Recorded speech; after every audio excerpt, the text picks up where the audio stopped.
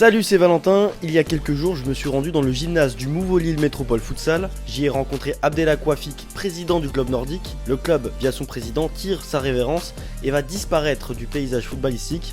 Une décision qui fait suite au traitement défavorable qu'a subi le club par les institutions. Aujourd'hui, je reviens dans cette salle, c'est triste, ça fait mal. Parce qu'on a construit quelque chose de splendide. Les joueurs, ce sont tous des professionnels. Ils avaient un logement, une voiture, un contrat. Lorsqu'on voit les autres clubs, comment ils fonctionnent, ça veut dire que sans subvention, c'est pas viable. C'est pas tenable. Et sans un investissement de la Fédération française, ce n'est pas tenable. Aujourd'hui, tous les clubs de futsal sont à l'agonie en première division. Tous sans exception. Si leur mairie n'intervient pas pour qu'ils puissent passer à la DNCG, ou leur région, ou leur métropole n'intervient pas, ça va être une vraie catastrophe. C'est un club que j'ai repris, il était en deuxième division. Donc il était à l'abandon, j'ai repris, je l'ai sauvé parce il avait aussi des gros problèmes administratifs au niveau de la Fédération française. Ils avaient 12 points de retard, on a commencé l'année avec 12 points de retard. Donc là on l'a sauvé, l'année d'après on a été champion en gagnant tous les matchs. Donc on est arrivé en première division et là directement j'ai structuré le club de manière professionnelle. Ici sur les 4 dernières années, je pense que ce que nous avons fait est exceptionnel. La première année nous avons fini deuxième. Il y a eu un couac parce que nous, on considère que nous aurions dû être champions. L'année d'après, idem. Et l'année d'après, idem. Donc ça fait sur les 4 dernières années, il y a 3 ans, où on considère qu'il y a eu quelques points obscurs qui sont venus, et surtout au niveau juridique, qui sont venus occasionner beaucoup de soucis. Et d'ailleurs, nous sommes au tribunal contre la Fédération française par rapport à ces décisions, parce que normalement, nous devions être champions. Tous ces investissements ont été faits par mes fonds propres et par mes sociétés. C'est énorme. Si on veut savoir un peu, c'est entre 800 et 1 million d'euros par an. Ça a été énorme. Malheureusement, le territoire ne nous a pas soutenus. C'est dommage, parce qu'en fait, le futsal n'est pas reconnu, et c'est une grave erreur. C'est le fils pauvre de la Fédération française. Quand on voit les moyens financiers mis pour le football, ça c'est très bien. Les moyens financiers mis pour les féminines, c'est encore très bien.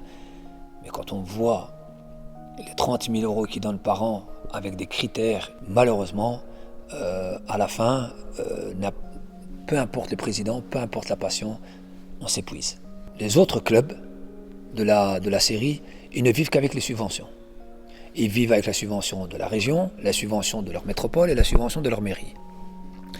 Moi, en ce qui me concerne, je n'ai pas de subvention de ma mairie. Ils mettent à ces dispositions cette salle et je leur remercie. Je n'ai pas de subvention du territoire. Est-ce que je continue à mettre de l'argent dans une fédération qui n'y croit pas, dans un futsal où le territoire n'investit rien, sachant quand même qu'il y a un arrêté ministériel qui dit que le futsal est reconnu comme un sport d'élite. En décembre 2022, j'avais téléphoné à la fédération en leur disant que j'étais fatigué.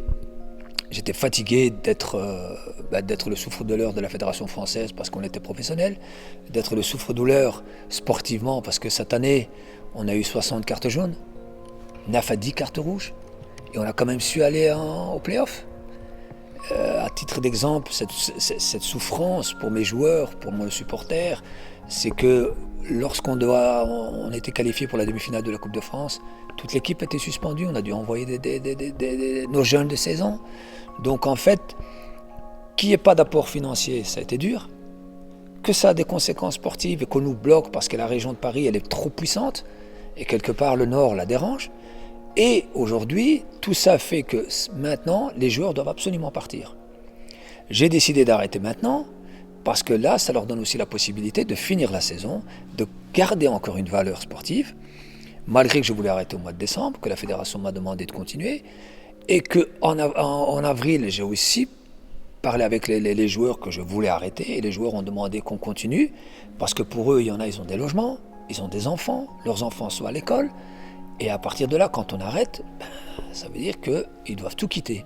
Et pour moi, c'était pas possible. J'ai tenu à bout de bras avec mes joueurs, avec mon staff, avec le comité. J'ai tenu avec mes finances. On a continué à tenir le club malgré que c'était pénible financièrement, parce que pour moi, ça devenait aussi trop lourd. Et puis la passion commençait à s'épuiser et je n'avais plus envie d'investir autant que ce que j'ai investi par le passé.